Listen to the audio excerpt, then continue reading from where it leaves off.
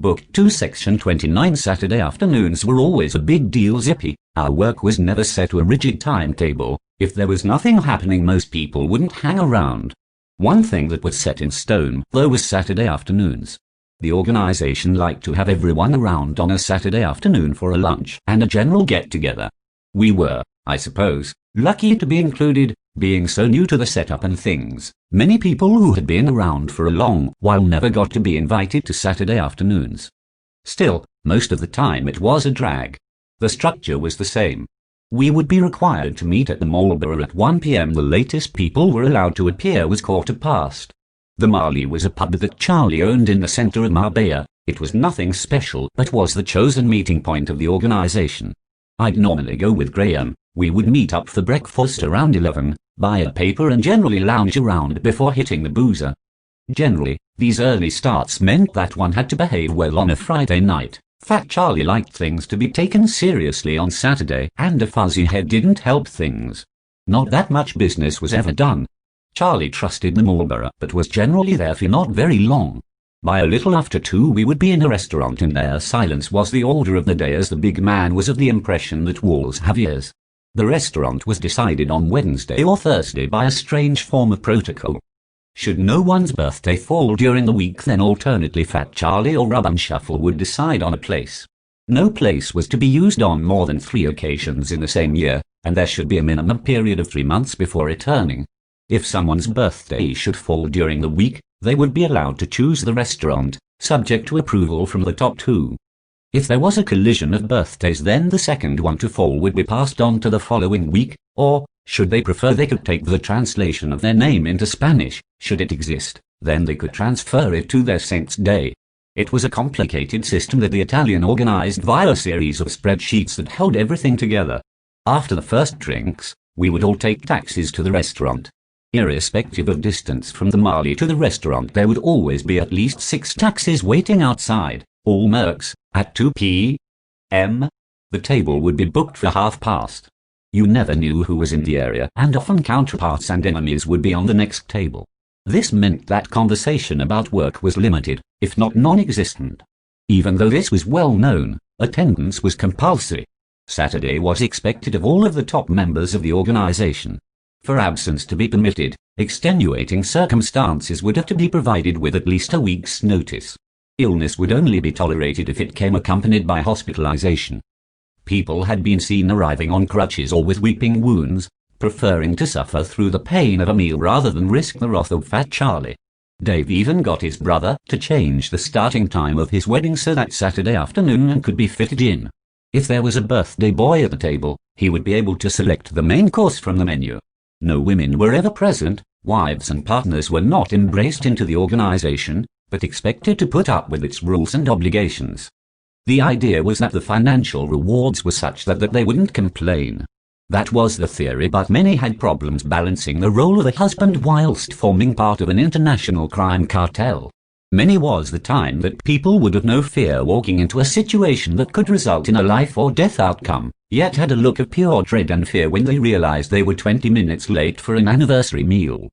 The meal would generally be of excellent quality, sometimes beyond compare. The best chefs in town wanted to make an impression on FC. It also gave you an extra impetus to be a good boy on Friday so that your palate was up to the challenge on Saturday.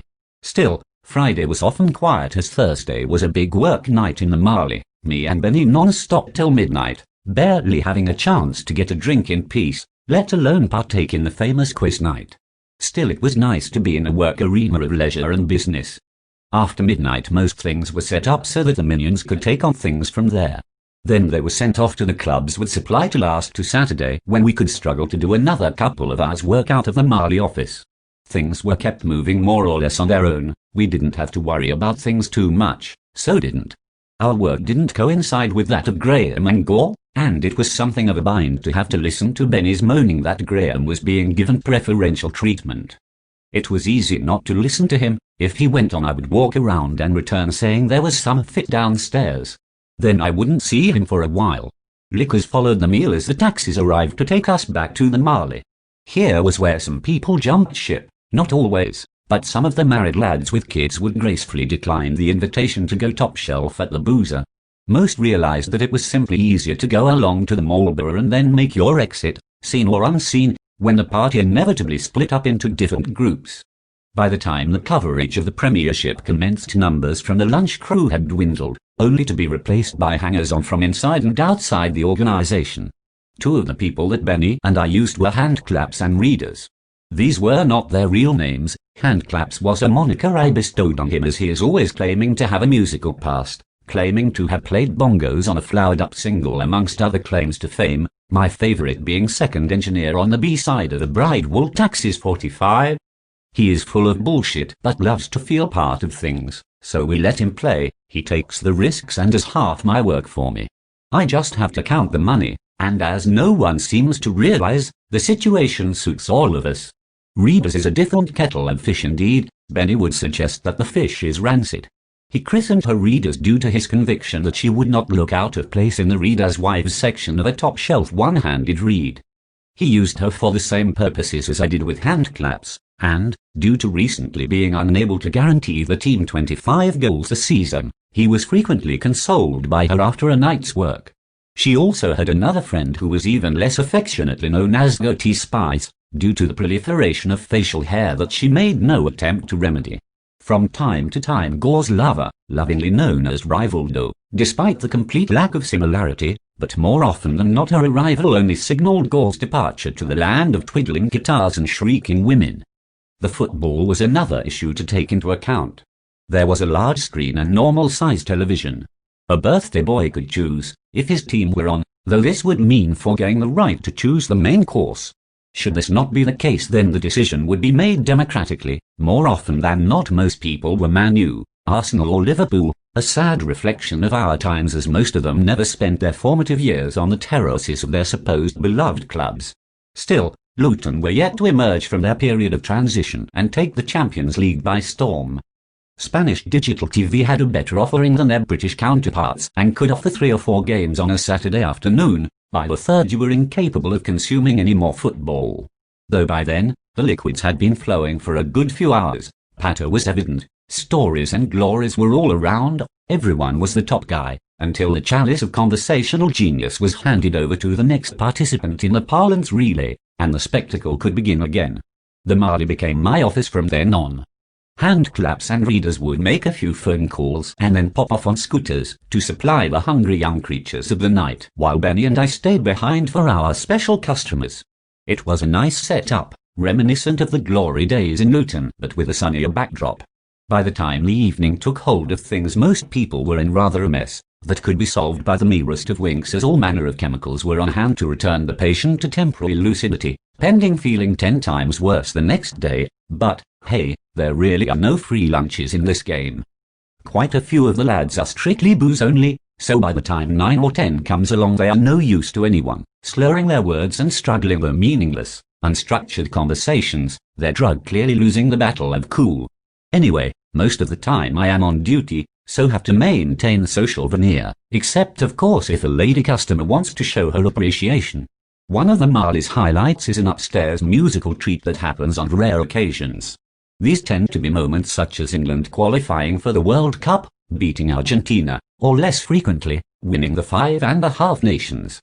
Some lads who have been knocking around for a good while come out of retirement and dust down their rocking axes. Their set list hasn't changed in a good few years, they say, and make very few allowances for the tastes of anyone listening. The effect is feedback-based, and if you don't like it, then for an hour that is your problem. Then just when you think they are too cool for school, a major jam sessions ends the show as they fly from Suspicious Minds to Don't You Want Me, Baby, back to Louie Louie with effortless genius. Gore insists that I include the set list, but I think that I will leave that for his own personal appendix when we reach the end of this tale. The last thing to note from the Marley is the occasional presence of one or more of an infamous group known as the Holiday Breakers. These are a group of 4 originally from Gibraltar, and so vocally dance between guttural and deluge and asking Jonathan if he is in possession of a new motorized vehicle Cockney. They got their name when, after forced to leave their homes as children and due to the precarious nature of the hostelry trade in which their parents were engaged, they were forced to relocate to Malaga. Not liking what they saw as the city, in their eyes, prostituted itself for the foreign cock, they aimed to take matters into their own hands. Of course, This was going back more than 20 years. They were young scallywags, naive and badly organized. They started by simply robbing and violently abusing holidaymakers, with the hope that they wouldn't come back. With time they soon realized that this could be achieved by the greater use of psychology. As they got older they targeted the same type of holidaymaker, couple in their mid-50s, well-off, German preferably, though Americans were also welcome, and odious-looking. Ideally their stay would be of 4 weeks' duration, to allow time for the mind games that they liked to play to set in.